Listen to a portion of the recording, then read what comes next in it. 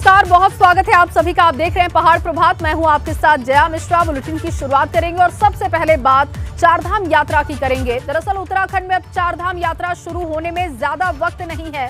कल से चारधाम यात्रा की शुरुआत होने वाली है और इससे पहले आज भगवान केदारनाथ की उत्सव डोली यात्रा शुरू होने जा रही है। केदारनाथ की डोली के प्रस्थान के लिए तैयारी हो रही है। केदारनाथ की डोली को सभा मंडप में लाया गया है और आपको बता दें कि 3 तारीख से चारधाम यात्रा की शुरुआत हो रही है। सबसे पहले गंगोत्री धाम के कपाट खुलेंगे, फिर यमुनोत्री धाम के कपाट खुलेंगे, इसके बाद केदार और फिर बद्रीनाथ धाम के कपाट खुलेंगे। लेकिन उससे पहले जो विधान है, जो नियम है, उसे उत्तराखंड के लोग पूरा कर रहे हैं। भगवान केदारनाथ की डोली सभा मंडप में लाई गई है। आज यहां से डोली प्रस्थान करेगी और आपको बताएं कि कहा जाता है कि मां गंगा के मायके सबसे पहले डोली पहुंचती है। भगवान केदारनाथ की डोली सभा मंडप लाई गई है। विधि विधान के साथ भगवान की पूजा अर्चना होगी और उसके बाद ये जो डोली है आगे के लिए रवाना होगी। शीतकाल में 6 माह प्रवास करने के बाद ओंकारेश्वर मंदिर में इसके बाद की डोली आज निकलेगी बाबा केदार धाम के लिए। डोली आज विश्वनाथ मंदिर गुप्तकाशी में रात्रि विश्राम करेगी। इससे पहले डोली आगमन को लेकर, प्रस्थान को लेकर हमारे साथ विधायिका केदारनाथ मौजूद है। आइए उनसे जानते हैं कि यात्रा को लेकर कितना उत्साह लोगों में बना हुआ है, क्या कुछ तैयारियां प्रशासन की ओर से, आपकी ओर से क्या कुछ किया गया है, क्या कुछ यात्रा को लेकर है इस बार। विधायक जी, ये बताइए, केदारनाथ की यात्रा आज से शुरू होने जा रही है। कल रात भैरवनाथ भगवान की पूजा अर्चना की गई और आज सुबह डोली आगमन होने जा रहा है, क्या कुछ कहेंगी यात्रा को लेकर? जय बाबा केदार। इस समय हमारे आम जनमानस में, खासकर केदार घाटी के पूरे जन समाज में बहुत ज़्यादा उत्साह और बहुत ज़्यादा जो है खुशी है। 2 साल कोविड की वजह से यात्रा नहीं चल पाई और हमारे लोगों को वहाँ पे रोज़गार भी नहीं मिल पाया। आज बड़ी बड़ी नौकरियाँ छोड़ के लोग वापस आए हैं इस केदार भूमि में। तो उसमें बहुत बड़ा काम ये हुआ कि भाई सेंचुरी और प्रशासन तो बिल्कुल मूड में नहीं था, लेकिन हमें जो है रोज़गार की बात, भूख है हमारी, बेरोज़गारी है और इसलिए हमने रास्ते में हमारे लोगों ने दुकानें लगाई हैं और अपना जल जीरा है, अपने रेस्टोरेंट है, अपनी कई तरह के जो हमारे काम हैं वो पूरे हो रहे हैं। इसलिए आम युवाओं में और बेरोज़गारों में बहुत ज़बरदस्त उत्साह है। इस बार सबसे बड़ी उपलब्धि ये भी है कि 5 गांव ऊखीमठ जो पंचगाया के नाम से हैं वो केदार बाबा को छोड़ने जो हैं डोली के साथ जा रहे हैं। तो पूर्व जो परंपरा थी उसके अनुसार, और हम सब अपने जो बाहर से यात्री आएंगे उनके लिए बहुत उत्साहित हैं कि वो आएँ और हम जो हैं यहाँ पर हमें यहाँ बाबा के दर्शन कर आशीर्वाद लें। इस समय बहुत अच्छा माहौल है और मैं पूरे देशवासियों को, पूरे भक्तजनों को का स्वागत करती हूँ कि पूरे केदारनाथ विधानसभा के लोग आपके लिए पलक पावड़े बिछाए हैं। आप आइए, केदार बाबा के दर्शन करिए, जो कि देश की एकता और अखंडता का प्रतीक है और हमारे हिंदू मर्यादा का भी प्रतीक है। विधायक जी, 2 साल से कोरोना महामारी के कारण काफ़ी दिक्कत लोगों को हुई है। इस बार आप विधायक भी बनी हैं और काफ़ी लोग कह सकते हैं काफ़ी संख्या में तीर्थयात्री पहुँचेंगे यहाँ पर, तो किस तरीके से तैयारी की गई है? बहुत कम समय था, सीमित संसाधन थे, लेकिन पुष्कर धामी जी ने जिस भाव से, जिस हमारे पूरे जो है प्रशासन ने काम कर रहे हैं, मुझे पूरी उम्मीद है कि बहुत जल्दी हमारी व्यवस्थाएं ठीक होंगी और एक नियमानुसार सब लोग जाएंगे और सबको दर्शन होगा। तो शैला रानी रावत को आप सुन रहे थे, जो कि केदारनाथ विधानसभा की विधायिका हैं और उन्होंने कहा कि भगवान की जो यात्रा है वो आज रवाना होने वाली है, लेकिन उससे पहले जो तैयारियां हैं उसका भी उन्होंने जिक्र किया। रवि केंतुरा मेरे सहयोगी इस वक्त उत्तरकाशी से जुड़ चुके हैं। रवि, क्योंकि आज केदारनाथ धाम के लिए यात्रा शुरू हो रही है, जो डोली है उसको प्रस्थान किया जाएगा, तो क्या विधि विधान आज के दिन होने जा रहा है और किस तरीके से ये यात्रा आगे की तरफ बढ़ेगी? मैंने पहले बता दिया है, माँ गंगा के मायके मोखवा से आज 12:15 बजे मां गंगा की डोली कई पड़ावों से होते हुए भैरव मंदिर में पहुंचेगी, जहां पर रात्रि विश्राम होगा। और कल मां गंगोत्री के कपाट 4 धामों में सबसे पहले 11:15 पर खुल जाएंगे। ये मां गंगा का मायका है मुखबा, जहां पर आप देखेंगे कि तमाम जो रावल हैं वो यहाँ पर मौजूद हैं और पूरी तैयारियां जो है की गई हैं। पूरे अगर आप मंदिर परिसर को देखें तो यहाँ पर पूरी बहुत भव्य फूलों से इसे सजाया गया है। जो श्रद्धालु हैं उनके यहाँ पर आने का सिलसिला शुरू हो गया है, क्योंकि यहाँ से माँ गंगा की जो उत्सव डोली है वो यहाँ से आज 12:15 बजे के करीब यहाँ से रवाना होनी है। और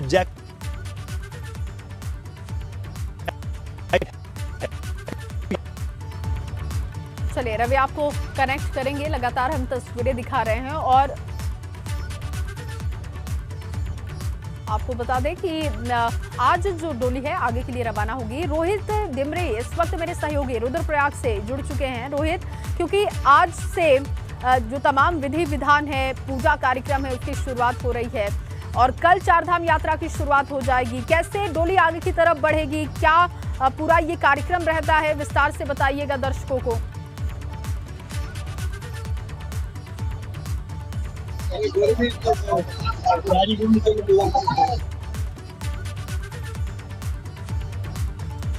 चलिए, तो आवाजें नहीं आ रही हैं। भगवान केदार की डोली प्रस्थान की तैयारी हो रही है और अब से थोड़ी देर बाद तमाम पूजा अर्चना की जो तस्वीरें हैं वो भी हम आपको दिखाएंगे। फिलहाल सभा मंडप में डोली पहुंचा दी गई है, यहीं से ये डोली आगे की तरफ रवाना होगी। कल सबसे पहले गंगोत्री धाम के कपाट खुलेंगे, लेकिन उससे पहले कहते हैं कि मुखबा में पड़ाव होता है, जो कि माँ गंगा का मायका माना जाता है। वहां पर पूजा अर्चना होती है भगवान की। उसके बाद इसी तरीके से ये डोली आगे की तरफ प्रस्थान करती है।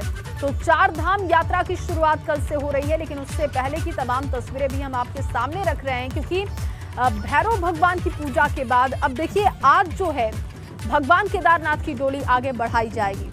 इसके लिए सबसे पहले सभा मंडप में डोली पहुंचती है, यहाँ पर पूजा अर्चना होती है। उत्सव आपको बता दें कि धूम जो है आज से शुरू हो जाती है। जब डोली रवाना की जाती है उसी दिन से उत्साह चरम पर होता है और उस डोली के साथ लोग आगे की तरफ बढ़ते हैं। पड़ाव जहां जहां पर भी होता है लोग वहां पर रुकते हैं और उसके बाद आगे के लिए प्रस्थान करते हैं।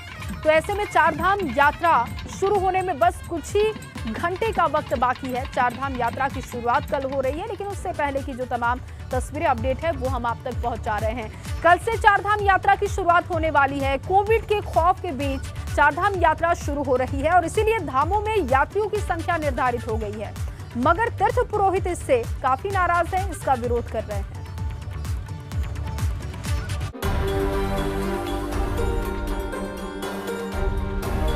तीन मई से शुरू होने जा रही चारधाम यात्रा को लेकर श्रद्धालुओं में उत्साह है। 2 साल बाद चारधाम यात्रा के सुचारू रूप से चलने की उम्मीद है।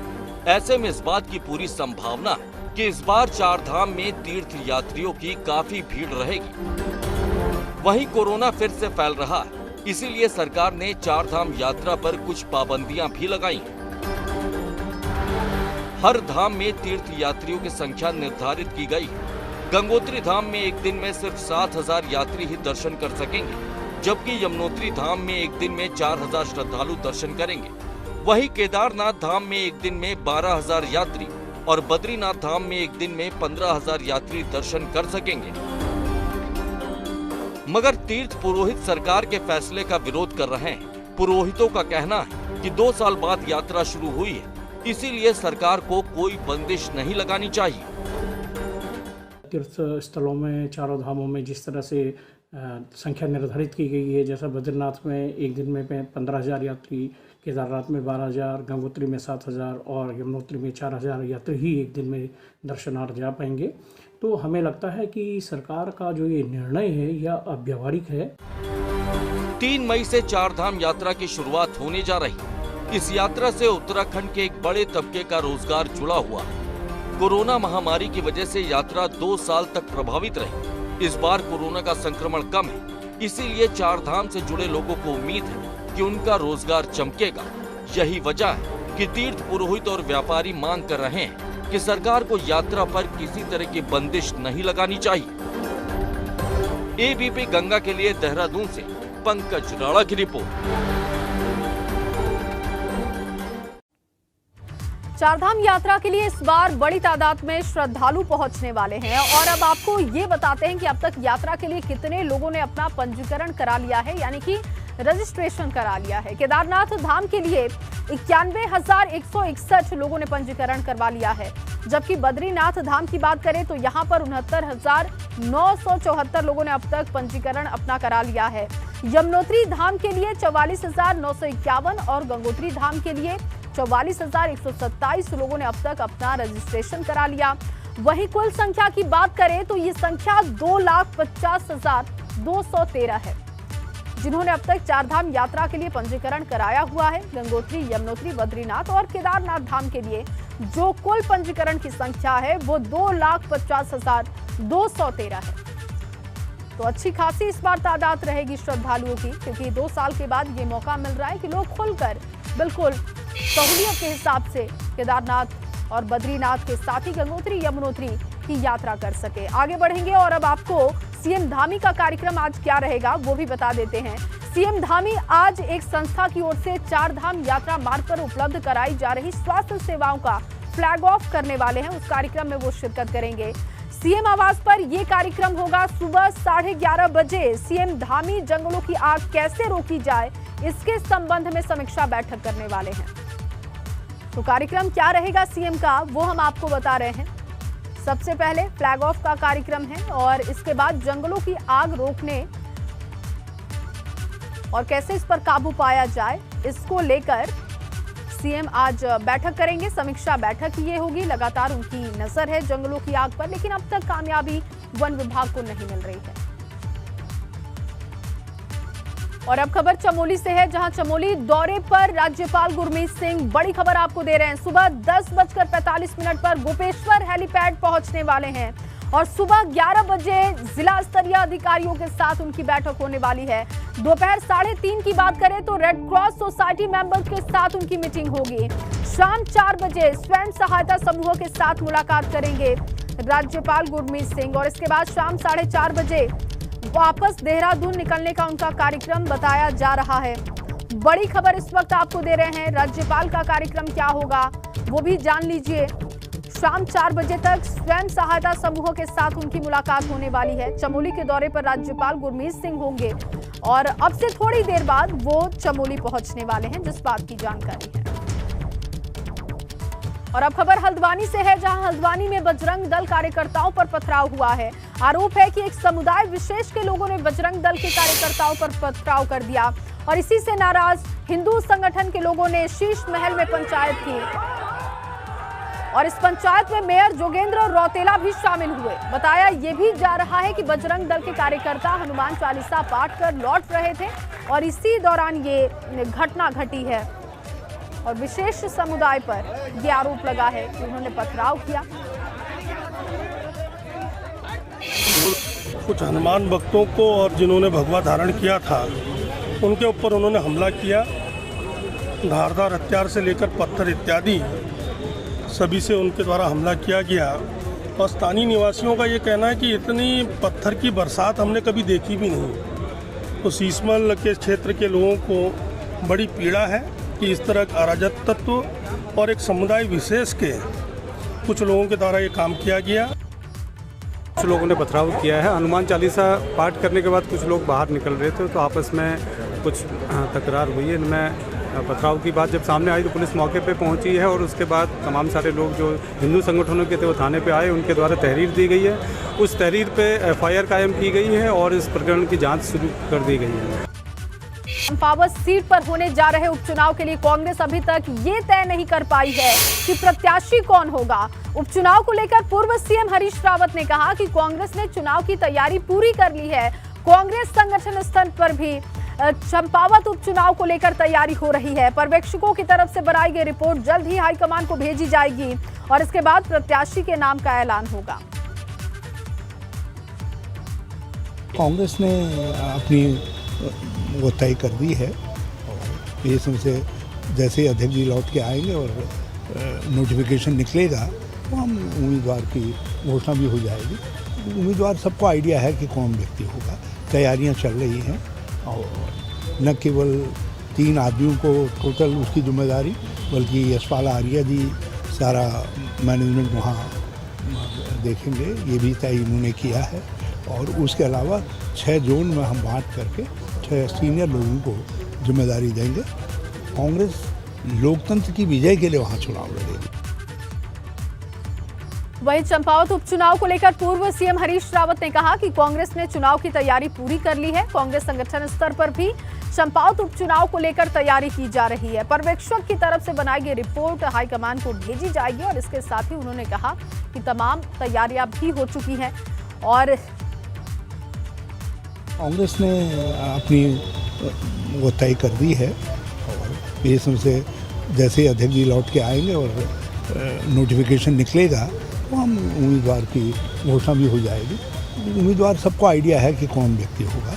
तैयारियां चल रही हैं और न केवल 3 आदमियों को टोटल उसकी जिम्मेदारी, बल्कि यशपाल आर्या जी सारा मैनेजमेंट वहाँ देखेंगे, ये भी तय इन्होंने किया है। और अब खबर अल्मोड़ा से है, जहां अल्मोड़ा के डोल आश्रम में अक्षय तृतीया के दिन श्री यंत्र का अनुष्ठान होने जा रहा है और इसे दुनिया का सबसे बड़ा यंत्र बताया जाता है।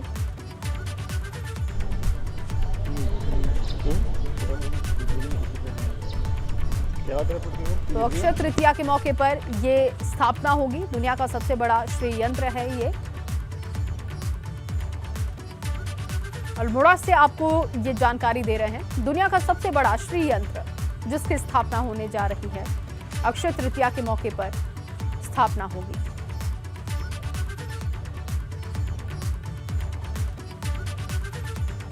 तो अक्षय तृतीया के मौके पर यह स्थापना करने का कार्यक्रम रखा गया है, स्थापना कार्यक्रम रखा गया है और बताया जाता है कि दुनिया का ये सबसे टिहरी के फ्लोटिंग हट्स में ठहरे एक पर्यटक ने हट्स मैनेजर और स्टाफ पर लापरवाही का आरोप लगा दिया। उन्होंने मैनेजर और स्टाफ के खिलाफ नई टिहरी कोतवाली में शिकायत भी दी है। आरोप है कि होटल के स्टाफ ने उन्हें पीने के पानी की जो बोतल दी थी उसमें पेट्रोल मिला हुआ था।